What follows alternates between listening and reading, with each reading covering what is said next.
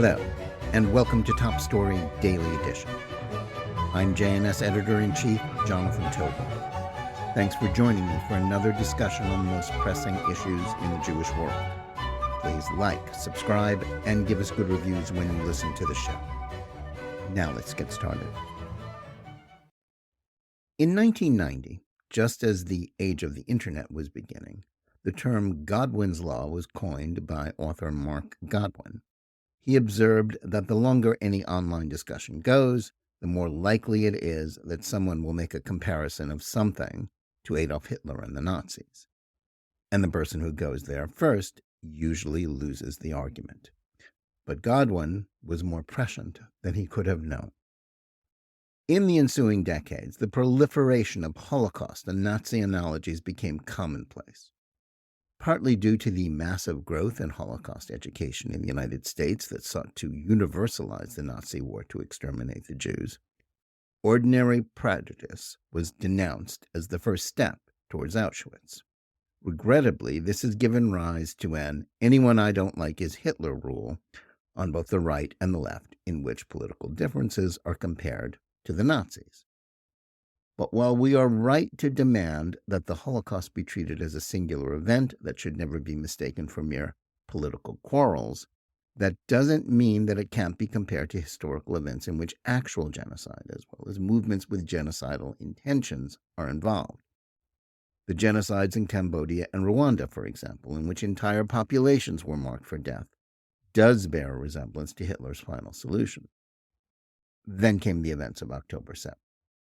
In committing the largest mass slaughter of Jews since the Holocaust, and committing barbaric atrocities on men, women, and children, including rape and torture, Hamas made it impossible not to think about the legacy of the Nazis.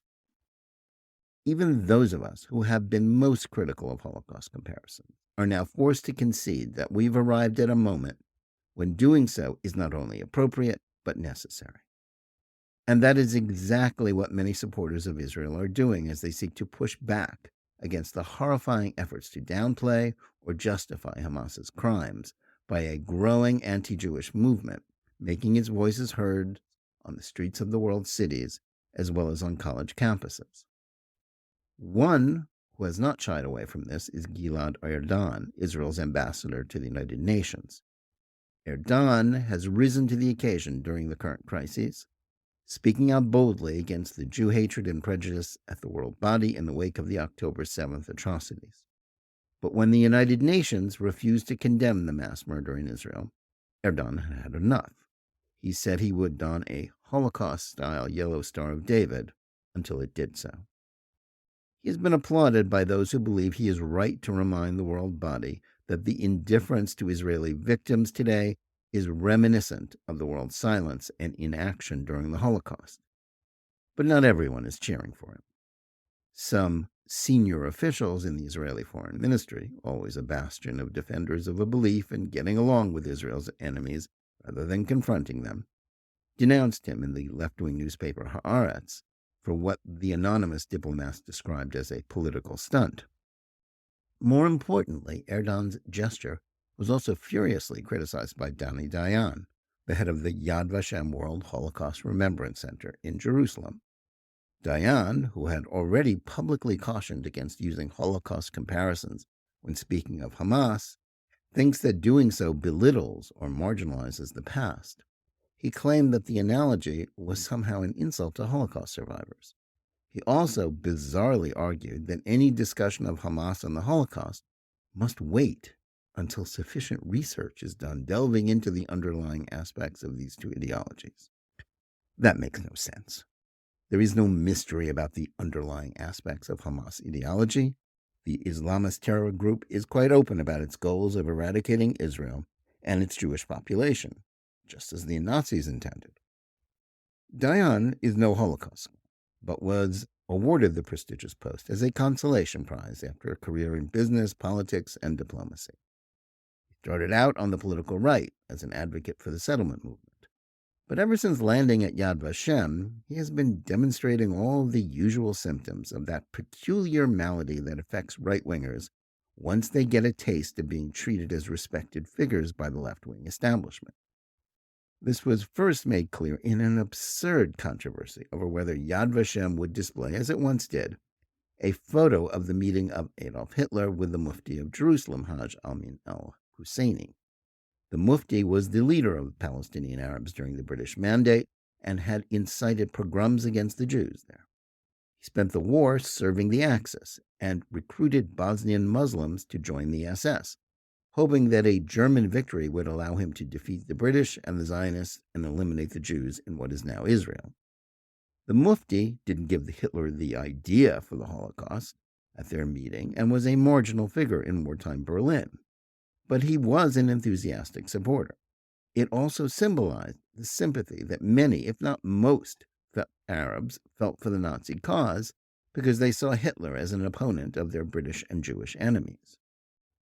Mention of the support for the Nazis by the Arabs deserves a place in any museum devoted to the history of the Holocaust, especially when one thinks of what might have happened to the hundreds of thousands of Jews in the Yishuv had the Germans defeated the British in North Africa in 1942 and conquered Palestine. But Dayan, determined to distance himself from his political past and eager to appear at odds with one-time ally Prime Minister Benjamin Netanyahu, basked in the praise he got from the left for excluding the Hitler Mufti picture from the museum. In a fawning 2022 profile published in Haaretz, he boasted of his desire to wall off the Holocaust from any contemporary efforts to defend Israel against its enemies. Denouncing Hasbara, or pro-Israel information policy, he preened as a defender of historical truth and said it would stand by it even when it is inconsistent with Israel's interests. But the problem with that proclamation was that those, like Dayan, who seek to downplay or deny the facts about Arab support for the Nazis, are the ones who seem to have a problem with the historical truth. The only one playing politics with history is Dayan, since he said that including the Mufti's Nazi activities in the museum would harm the image of the Palestinians today. That he thinks it is the job of the most important historical Holocaust memorial in the world to defend the image of contemporary Palestinians by not mentioning their past, not to mention their current support for a group committed to the mass murder of the Jews, would seem to argue for his unfitness for the job he holds. It's hard to figure out exactly what's been happening at Yad Vashem recently. In a move that seemed to speak to Dayan's alienation from the traditional mission of the institution, he cut ties with its American fundraising arm, the American Society for Yad Vashem, in September. The society raised enormous sums of money that enabled the massive renovation at Yad Vashem, that enabled it to build a new campus 4 times the size of the original Holocaust Martyrs and Heroes Authority, and which reopened in 2005. The American group accused Dayan of seeking to raid the endowment it had built, and, among other things, not respecting its nonprofit status and acting in a manner lacking in transparency. In another sign of the way politics had overtaken the institution, a reported government investigation into Dayan's administration was criticized by the U.S. State Department, which seemed to indicate, as columnist Caroline Glick has noted, that his continued tenure was seen as related to American efforts to back Israeli Prime Minister Benjamin Netanyahu's political efforts. Dayan thinks he has a role to play in leading the debate about what Israel ought to do about Hamas. But rather than shedding light on an important discussion, his blanket refusal to permit any mention of the Holocaust is covering up the truth. No two historical events or movements are entirely alike, and there is a vast difference between the efforts of one of the world's great powers, Nazi Germany, to wipe out the Jewish people and Hamas's hopes to do so. The great lesson of the Holocaust is that the Jews must never again allow themselves to be powerless and dependent on the mercy of other nations. The continued existence of the State of Israel is the ultimate guarantee that there can be no second Holocaust. Hamas, its Islamist allies in Iran, and its terrorist auxiliaries lack Nazi Germany's military power, and their ideology is one of extremist Islam, rather than the mixture of toxic nationalism, socialism, and a totalitarian Führer concept of the Nazis. Still, their goals are the same. Hamas is a movement whose ideology is not just rooted in Jew hatred, but, like the Nazis, has weaponized culture and education to create what historians have called an eliminationist mentality, in which any crimes, no matter how horrific, committed against the Jews can be justified. One can find echoes of Nazism, not merely in the constant refrain of anti-Zionist incitement that references a desire to finish what Hitler started, but in its denial of atrocities committed against the Israelis and the exultation in the sadistic crimes in which Jews are both slaughtered and humiliated as inferior non-Muslim usurpers of an Arab homeland. Just as was the case with the Nazis in Germany, the only possible path towards peace must begin with the complete military defeat of Hamas. That will force Palestinian Arabs who have not merely supported Hamas, but shown a willingness to allow themselves to be sacrificed as human shields for the terrorists, to recognize that they must reject its ideology if they are to have any kind of sane future.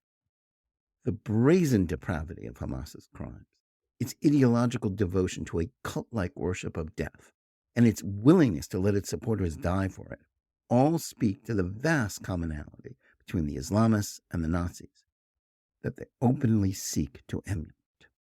Faced with the unspeakable acts committed during the Hamas pogroms, there is simply no way to avoid thinking about what the Germans and their accomplices attempted to do when confronted with pure Nazi-like evil. And that is what Hamas is. There is only one relevant historical analogy. Calling attention to these facts is not politicizing history or disrespecting the Holocaust. To the contrary, it is a sign that Jews have not forgotten the price they paid for weakness in the face of evil. Unlike the many other museums built to honor the Holocaust, Yad Vashem stands as the only one that is absolutely essential, because it was built in the Jewish state, whose existence is the only appropriate memorial to the 6 million slain by the Nazis. Whether under the leadership of Dayan or a reputable historian that ought to succeed him, Yad Vashem needs to return to its mission of guarding the historical memory of the Jewish people, rather than sparing the feelings of Hamas-supporting Palestinians who want to forget about the Mufti, even as they follow in his footsteps in the 21st century. Until it does, its statements on this issue should be ignored. Thanks for listening. Please remember to tune in every day for Top Story Daily Edition and every week for the full hour-long JNS TV program. Whether you're listening to us on Apple, Google Play, Spotify, or any of the other podcast platforms, or on the JNS YouTube channel, please like and or subscribe to Top Story. Click on the bell for notifications and give us good reviews. Please write to us at editor@jns.org and let us know where you listen or watch the show and what you think about it. And remember, keep reading and thinking for yourself.